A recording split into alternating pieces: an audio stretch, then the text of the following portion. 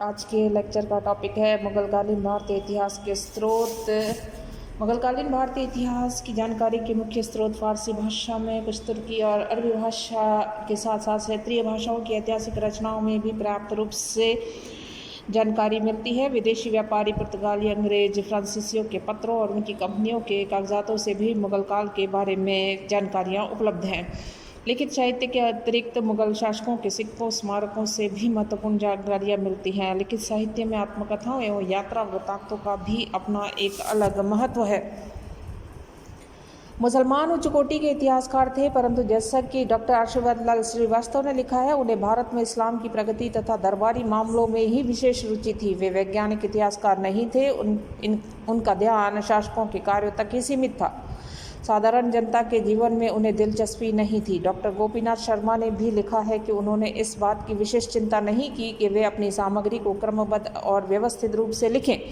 उन्हें ये परवाह नहीं रही कि किस आवश्यक बात को लिखा जाए और क्या नहीं, तथा जो सामग्री उपलब्ध है उसका किस रूप में और कैसे उपयोग किया जाए। यही नहीं, उन्होंने शक्तिशालीपूर्ण अलंकारिक भाषा का भी प्रयोग किया और फलस्वरूप अपने ऐतिहासिक विवरण में कई स्थलों पर अस्पष्टता और संदेह के बीज छोड़ दिए। लेकिन उनमें से अनेक लोगों को मुगल सम्राटों तथा प्रांतीय शासकों एवं दरबारियों का प्रत्यक्ष अनुभव था और उन्होंने न केवल सुनी सुनाई बातों बल्कि स्वयं अपनी आंखों देखी घटनाओं का भी वर्णन किया। कुछ ऐसे भी थे जिन्होंने बिना किसी पक्षपात और पूर्वाग्रहों के अपने विचारों को लिपिबद्ध किया। मुगलकालीन इतिहास के निर्माण में यदि उनकी रचनाओं का सावधानी से प्रयोग किया जाए तो इतिहास का सही रूप निखर सकता है। सबसे पहला ग्रंथ आता है बाबरनामा, जिसे तुझ की बाबरी भी कहा जाता है। बाबर द्वारा लिखित इसकी आत्मकथा तुझ की बाबरी, जिसे बाबरनामा के नाम से पुकारते हैं, विश्व के ऐतिहासिक ग्रंथों में सर्वाधिक महत्वपूर्ण ग्रंथ। यह ग्रंथ चगताई तुर्की भाषा में लिखा गया। इसका सर्वप्रथम फ्रांसीसी अनुवाद शेख जैन वफाई खवाफी ने किया, जो बाबर का मित्र था, परंतु फारसी भाषा में सबसे सुंदर अनुवाद अकबर के आदेश अनुसार अब्दुल रहीम खान ने किया था। फारसी से अंग्रेजी भाषा में इसका अनुवाद करने का कार्य विद्वान विलियम अर्स्कीन ने किया और साथ में मिसेज बेवरिज।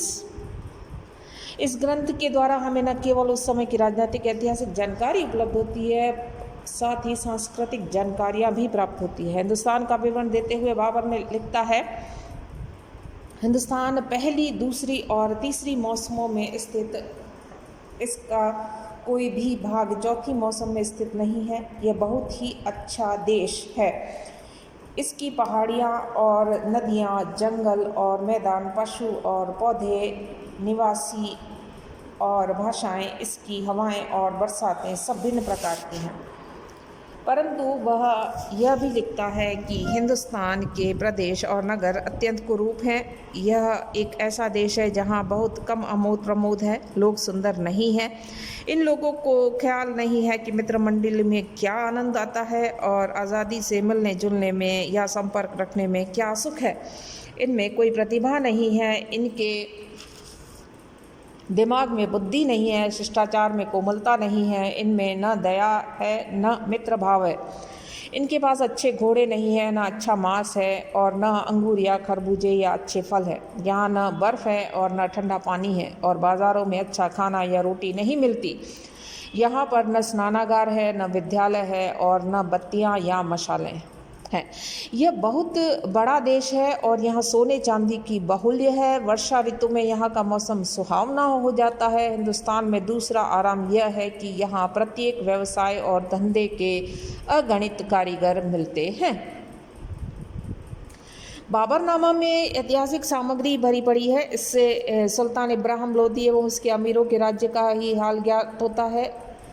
उसने अपने समकालीन शासकों में अफगानों के अतिरिक्त गुजरात, दक्षिण, मालवा, बंगाल, विजयनगर तथा राणा सांगा के राज्यों की चर्चा की है। उसने तुर्कों एवं अफगानों की सैन्य व्यवस्था का भी वर्णन किया। बाबर जिन प्रदेशों से होकर गुजरा, जिन राज्यों से वह टकराया, जिन राज्यों के बारे में उसे जानकारी मिली, उन सभी का वर्णन है। उदाहरणतः ग्वालियर, धौलपुर, सीकरी, मेवाड़ आदि का उसने विस्तृत वर्णन किया। बाबरनामा से बाबर के व्यक्तित्व के बारे में भी पर्याप्त जानकारी मिलती है। इस ग्रंथ में बाबर ने अपने परिवार और अपने विरोधियों का अद्भुत चित्रण किया है। वह एक अच्छा मित्र भी था। उसने अपनी इस आत्मकथा में लिखा है कि अपने एक घनिष्ठ मित्र की मृत्यु होने पर उसने 10 दिन तक आंसू बहाए। यद्यपि वह कट्टर मुसलमान था, तथापि वह मदिरापान भी करता था। उसने अपनी आत्मकथा में मदिरापान एवं साहित्यिक गोष्ठियों का सुंदर वर्णन किया है, किंतु उसकी आत्मकथा से उसके चरित्र का दूसरा पहलू भी साफ दिखाई देता है। बाबर अपने शत्रुओं के प्रति बड़ा निर्दयी था। उसकी खाल खिंचवाता, आंखें फुड़वाता और उसके कटे हुए सिरों की मीनारें बनवाता था। बाबर ने अपने इस निर्दयी कृत्यों का वर्णन भी बड़े गर्व के साथ किया। युद्धों के वर्णन से उसकी उच्च कोटि की साहित्यिक क्षमता का पता चलता है। पानीपत और खानवा के युद्धों का वर्णन अत्यंत प्रभावशाली एवं रोमांचकारी है। ऐतिहासिक दृष्टि से महत्वपूर्ण होते हुए भी बाबरनामा में अनेक न्यूनताएं देखने को मिलती है। नागरिक प्रशासन प्रणाली में व्याप्त भ्रष्टाचार का वर्णन इस ग्रंथ में नहीं है, जबकि अब्बास खां की तारीख शेरशाही में इसका उल्लेख मिलता है। युद्धों के वर्णन में भी पक्षपातपूर्ण दृष्टिकोण स्पष्ट दिखाई देता है। पानीपत के युद्ध में उसने अपनी सेना की संख्या कम तथा इब्राहिम लोदी की अतिरंजित बताई है, जो अविश्वसनीय है। इस युद्ध में अफगान सरदारों की गद्दारी के कारण इब्राहिम लोदी पराजित हुआ था, किंतु बाबर ने इस महत्वपूर्ण तथ्यों की सर्वथा अवहेलना की। इसी प्रकार राणा सांगा द्वारा बाबर को नियंत्रित करना मनगढ़ंत प्रतीत होता है। खानवा के युद्ध के समय सलहदी तंवर द्वारा किया गया विश्वासघात भी बाबर की विजय में सहायक सिद्ध हुआ था, लेकिन बाबर इस संबंध में भी मौन है। इस ग्रंथ में अनेक अंतराल ऐसे भी हैं जिनमें किसी घटना का उल्लेख नहीं मिलता, जैसे कि 14 फरवरी 1483 से जून 1494 ईस्वी तक, सेकेंड 1503 to 1504 ईस्वी, 1508 से 1519 तक का हाल, 25 जनवरी 1520 से 16 नवंबर 1525 ईस्वी तक, और 3 अप्रैल 1528 से 17 सितंबर 1528, और इसके बाद के दिनों का तो बहुत ही कम विवरण देखने को मिलता है। उपयुक्त न्यूनताओं के बावजूद बाबरनामा की अधिकांश घटनाएं विश्वसनीय हैं, इसलिए इस ग्रंथ के ऐतिहासिक महत्व की उपेक्षा नहीं की जा सकती। डेनिसन रास ने लिखा है, बाबर के आत्मचरित्र की गणना विश्व के युगीन साहित्य में एक आकर्षक एवं रोमांचकारी रचनाओं में करनी चाहिए। श्रीमती बैवरी, जिसने इस ग्रंथ का अंग्रेजी में अनुवाद किया, लिखा, उसकी आत्मकथा उन अमूल्य रचनाओं में है जो सभी युगों के लिए उपयोगी हैं, और उसकी तुलना सेंट ऑगस्टाइन, रूसो, गिब्बन और न्यूटन के आत्मचरित्रों से करनी चाहिए। एशिया में तो वह अपना एकमात्र उदाहरण है।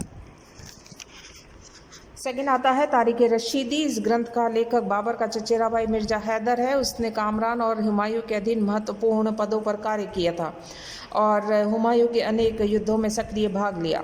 बाबरनामा के अनेक पृष्ठ नष्ट हो गए हैं और कई अंतराल भी हैं। उन वर्षों की घटनाओं के लिए तारीख रशीदी ही एकमात्र प्रमाणित ग्रंथ है। इसके अलावा मिर्जा हैदर ने बाबर के पूर्वजों एवं बाबर से संबंधित अन्य घटनाओं का भी उल्लेख किया। अन्य ग्रंथ 2 भागों में विभाजित। फर्स्ट, इसमें मुगलिस्तान एवं कशगर के मुगल शासकों तुगलक, तैमूर और अबुर्द रशीद के समय तक का इतिहास है। सेकंड, दूसरे भाग में घटनाओं का उल्लेख है जो कि मिर्जा हैदर के जीवन काल यानी 1541 ईस्वी तक घटित हुई। शबानी खां के हाथों पराजित होने के बाद बाबर ने लिखा है कि इस समय मेरी बहन खानजादा बेगम शब्बा खां के हाथों में पड़ गई। बाबर ने अपनी कमजोरी छिपाने का प्रयास किया। मिर्जा ने स्पष्ट शब्दों में लिखा है कि बाबर ने अपने प्राणों की रक्षा हेतु अपनी बहन खानजादा बेगम का विवाह शब्बानी खां के साथ कर दिया। हुमायूं के कनौज के युद्ध और उसके भाइयों के संबंध के इतिहास और कश्मीर तथा तिब्बत के वृत्तांत इस ग्रंथ के उपयोगिता को और अधिक बढ़ा देते हैं। उसमें अन्य घटनाओं जैसे कि कामरान द्वारा कंधार पर विजय, हुमायूं का पलायन, लाहौर में सब भाइयों का एकत्र होना, कामरान का विरोध, मिर्जा हैदर द्वारा कश्मीर विजय आदि का भी वर्णन किया गया। थर्ड है हुमायूं नामा। इस ग्रंथ की लेखिका है हुमायूं की बहन गुलबदन। अकबर के अनुरोध पर उसने इस ग्रंथ की रचना की। विद्वानों का मानना है कि उसने अपनी स्मरण शक्ति के आधार पर बाबर और हुमायूं के शासनकाल की घटनाओं का वर्णन किया, अतः उसके वर्णन में त्रुटियां रहना स्वाभाविक है। फिर भी बाबर के संबंध में उसने जो कुछ लिखा वह काफ़ी महत्वपूर्ण है और हमारी जानकारी को बढ़ाता है। हुमायूं से संबंधित घटनाओं की तो वह प्रत्यक्षदर्शी थी। इस संबंध में रिजवी ने लिखा है कि स्त्री होने के नाते गुलबदन बेगम ने युद्धों का संक्षिप्त विवरण ही दिया है, परंतु उसने मुगल हरम के जीवन तथा हुमायूं के पलायन का रोचक विवरण दिया है। कुछ मामलों में लेखिका ने हुमायूं की कमज़ोरियों पर पर्दा डालने का प्रयास किया, मालदेव के बारे में पक्षपात किया है। कुल मिलाकर ऐतिहासिक दृष्टि से यह ग्रंथ महत्वपूर्ण है। चौथा, तज़किरुल वाक़ियात। इस ग्रंथ का लेखक हुमायूं का निजी सेवक ज़ौहर आफ्ताबची था। उसने भी अकबर के शासनकाल में अपनी स्मृतियों के आधार पर इस ग्रंथ की रचना की। डॉक्टर कानूनगो हुमायूं के शासनकाल के लिए इस ग्रंथ को गुलबदन के हुमायूंनामा से भी अधिक प्रमाणित मानते हैं। इलियट और डाउनसन ने भी लिखा है कि ज़ौहर द्वारा दिए गए ये संस्मरण सच्चाई और ईमानदारी के साथ लिखे हुए इस प्रतीक होते हैं, परंतु ये बात अवश्य है कि हुमायूं की मृत्यु के 30 वर्ष बाद इनका लिखना आरंभ हुआ था। इसलिए इनका यह दावा कि जिन घटनाओं का इनमें वर्णन है तदत और पूर्णतः सही है, पूर्णतः नहीं माना जा सकता। इस ग्रंथ में हुमायूं के राज्यारोहण से लेकर ईरान से उसकी वापसी तथा राज्य प्राप्ति तक का विस्तृत विवरण देखने को मिलता है। पांचवा, कानून हुमायूनी। इसका लेखक गयासुद्दीन मोहम्मद ख्वादमीर है। वह बाबर और हुमायूं के दरबार का एक प्रतिष्ठित विद्वान दरबारी था। हुमायूं के आदेश से उसने इस ग्रंथ की रचना की। इसमें हुमायूं के अधिनियमों, आविष्कारों और भवनों के निर्माण का वर्णन है। इसके अलावा इस ग्रंथ से तत्कालीन सामाजिक एवं सांस्कृतिक जीवन की झांकी भी मिलती है। 6, तारीख़ शेरशाही। इसका लेखक है अब्बास खां सरवानी। वह अकबर की सेवा में नियुक्त था और अकबर के आदेश अनुसार ही इसने इस ग्रंथ की रचना की। अफगानों का संबंध में जितने भी ग्रंथ लिखे गए उनमें तारीख़ शेरशाही सबसे महत्वपूर्ण। इसमें शेरशाह और इस्लाम शाह के समय का विस्तृत विवरण दिया गया। इस ग्रंथ की सबसे बड़ी कमजोरी यह कि लेखक ने घटनाओं की तिथियां नहीं दी। इसके लिए हमें अन्य ग्रंथों का सहारा लेना पड़ता है। एक अन्य दोष एक ही जैसे शब्दों का बाहुल्य, जिससे थकान उत्पन्न होती है। इन कमियों के उपरांत भी सरवानी के इस ग्रंथ की उपेक्षा नहीं की जा सकती। 7, अकबरनामा। इस ग्रंथ का लेखक अकबर का प्रमुख दरबारी अबुल फजल, उसका पिता शेख मुबारक और बड़ा भाई अबुल फैजी भी उसी के समान सुप्रसिद्ध विद्वान व्यक्ति थे। इस विशाल ग्रंथ को 2 भागों में विभाजित किया जा सकता है। प्रथम भाग को भी 2 हिस्सों में विभाजित किया जा सकता है। फर्स्ट ए पार्ट, जिसमें अकबर का जन्म, तैमूरियों की वंशावली, बाबर तथा हुमायूं के राज्य का विस्तृत विवरण है। ब, अकबर के शासनरोहण से लेकर 70वें वर्ष के मध्य तक का हाल। यह भाग 1596 ईस्वी तक पूरा हो जाता है। दूसरे भाग में अकबर के शासनकाल के 70वें वर्ष के मध्य से लेकर 46 वर्ष तक का उल्लेख। अबुल फजल के बाद प्रथम भाग के दोनों हिस्सों को अलग अलग करके नकल किया जाने लगा और उन्हें अकबरनामा भाग 1 और 2 के नाम से पुकारा जाने लगा। दूसरे भाग को तीसरे भाग 3 कहा जाने लगा। इस प्रकार अकबरनामा 3 भागों में विभाजित हो गया। अबुल फजल का प्रमुख दरबारी ही नहीं अपितु उसका घनिष्ठ मित्र तथा सलाहकार भी था। वह तुर्की, अरबी, हिंदी और संस्कृत का विद्वान। उसने राजनीति, नैतिकता, दैनिक आचार विचार, धर्म संबंधी अनेक पत्र लिखे हैं। दर्शन, साहित्य, इतिहास तथा अन्य शास्त्रों का वह मर्मज्ञ विद्वान था। उसकी भाषा जटिल और आडंबरपूर्ण है। अकबरनामा के ऐतिहासिक महत्व पर विद्वानों ने अलग अलग मत व्यक्त किए हैं। स्मिथ के अनुसार इसमें ऐतिहासिक सामग्री उबा देने वाली आलंकारिक भाषा के बोझ में दफनाई पड़ी है और ग्रंथकार, जो अपने नायक का एक लज्जाजनक चाटुकार है, कभी कभी सत्य को छुपा देता है, यहाँ तक कि जानबूझकर विकृत भी कर देता है। फिर भी अकबरनामा अकबर के शासनकाल के इतिहास की आधारशिला मानी जानी चाहिए। मोरले आदि इतिहासकार ने भी अबुल फजल की चाटुकारिता के कारण अकबरनामा की प्रामाणिकता में संदेह व्यक्त किया। इसके विपरीत ब्लॉचमैन का मानना है कि इस प्रकार के दोषारोपण निर्मूल है। वस्तुतः यदि अकबरनामा के शब्दाडंबर को दूर कर दिया जाए तो इसके ऐतिहासिक महत्व के बारे में कोई संदेह नहीं रह जाता। इतिहास के साथ साथ अकबरनामा में से समकालीन राजनीति पर भी प्रकाश पड़ता है। प्रत्येक महत्वपूर्ण घटना के साथ छोटी छोटी प्रस्तावनाएं दी गई हैं। इस ग्रंथ से अकबर के धार्मिक विचारों और नीति के बारे में पर्याप्त जानकारी मिलती है। अबुल फजल से विभिन्न स्रोतों का अध्ययन करके अपने ग्रंथ की रचना की थी, जिसकी वजह से अकबरनामा एक प्रामाणिक ग्रंथ बन गया। सबसे बड़ी बात तो यह है कि उसकी लेखनी में अन्य मुस्लिम इतिहासकारों की भांति धार्मिक कट्टरता अथवा सांप्रदायिक विद्वेष की भावना देखने को नहीं मिलती। 8वां, आईन अकबरी। यह अबुल फजल की दूसरी कृति है। वास्तव में यह ग्रंथ अकबरनामा के ही अंतिम तथा निर्णायक अध्यायों के रूप में है। फिर भी उसमें कई नवीन एवं विशिष्ट बातें हैं जो अकबरनामा में नहीं है। इसे हम अकबरनामा का परिशिष्ट कह सकते हैं। इस ग्रंथ के 3 भाग। अकबर की शासन प्रणाली की जानकारी की दृष्टि से यह एक बहुमूल्य रचना।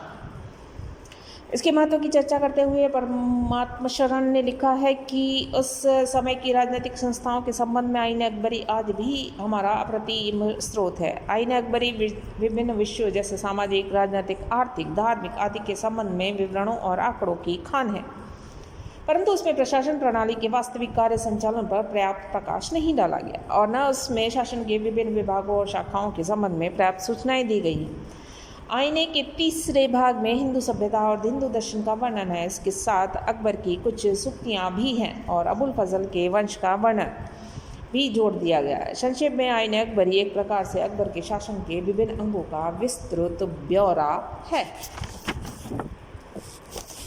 नेक्स्ट है मुंतखाब उल तवारीख। इसका लेखक अकबर का समकालीन विद्वान अबुल कादिर बदायूनी है। इस ग्रंथ के 3 भाग, पहले भाग में दिल्ली के सुल्तानों बाबर और हुमायूं के शासनकाल का वर्णन है, दूसरे भाग में 1595 ईस्वी तक अकबर के शासनकाल का उल्लेख है, तीसरे भाग में मुसलमानों और संतों का विवरण है।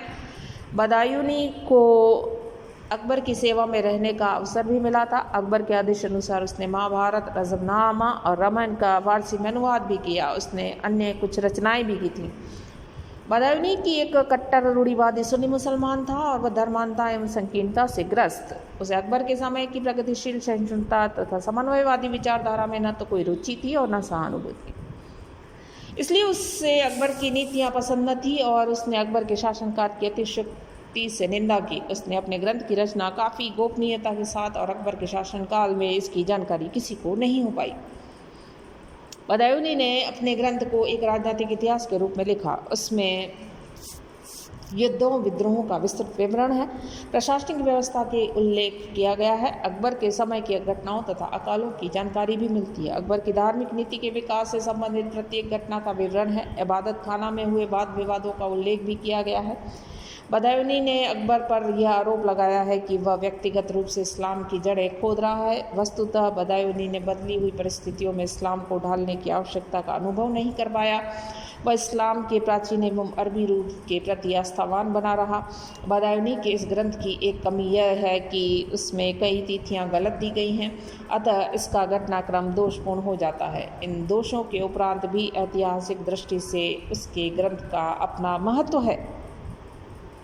10वां ग्रंथ है तबकात अकबरी। इस ग्रंथ का लेखक ख्वाजा निज़ामुद्दीन अहमद है। वह विद्वान व्यक्ति था, उसके साथ ही वह एक पराक्रमी सैनिक भी और उसने अकबर के विभिन्न अभियानों में महत्वपूर्ण भाग लिया। तबकात अकबरी में 987 से 88 ईस्वी से लेकर 1593 से 94 ईस्वी तक का भारत का इतिहास उपलब्ध है। इसमें न केवल बाबर, हुमायूं और अकबर का विवरण है, अपितु देश के प्रांतीय मुसलमान राज्यों का भी वर्णन। इससे ग्रंथ का महत्व और बढ़ जाता है। डॉक्टर रिजवी लिखते हैं कि निज़ामुद्दीन ने अपने ग्रंथ की रचना के लिए अकबरनामा सहित 28 ग्रंथों का सहारा लिया और सामग्री की काफ़ी खोजबीन तथा जांच पड़ताल के बाद लिखा। निज़ामुद्दीन की एक विशेषता यह रही कि उसने धार्मिक कट्टरपन तथा पक्षपात का सहारा नहीं लिया। इस दृष्टि से उसकी रचना अबुल फजल तथा बदायूनी से अधिक निष्पक्ष कही जा सकती है। डॉक्टर आशीर्वादी लाल ने लेखक पर आरोप लगाते हुए लिखा है कि इस ग्रंथ में निजी मत ठीक से व्यक्त नहीं किए गए हैं। स्मिथ लिखता है यह ग्रंथ बाह्य घटनाओं का रूखा एवं नीरस वृत्तांत है। यह अकबर की धार्मिक उच्छृंखलताओं की सर्वथा उपेक्षा कर देता है और उनके महत्वपूर्ण बातों का किंचित मात्र भी उल्लेख नहीं करता। इस कमियों के उपरांत भी यह ग्रंथ काफ़ी महत्वपूर्ण है।